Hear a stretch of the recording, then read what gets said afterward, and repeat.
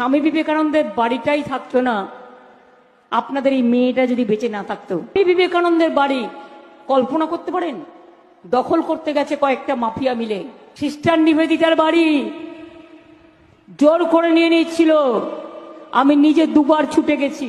মায়ের বাড়ি তো হচ্ছিলই না, চারিদিকে অনেক মানুষ থাকতো, অনেক প্রবলেম ছিল, কিন্তু আমি আস্তে আস্তে তাদের বুঝিয়ে প্রবলেম সলভ করে মায়ের বাড়িও করে দিয়েছি। স্বামী বিবেকানন্দের বাড়িটাই থাকতো না আপনাদের এই মেয়েটা যদি বেঁচে না থাকতো।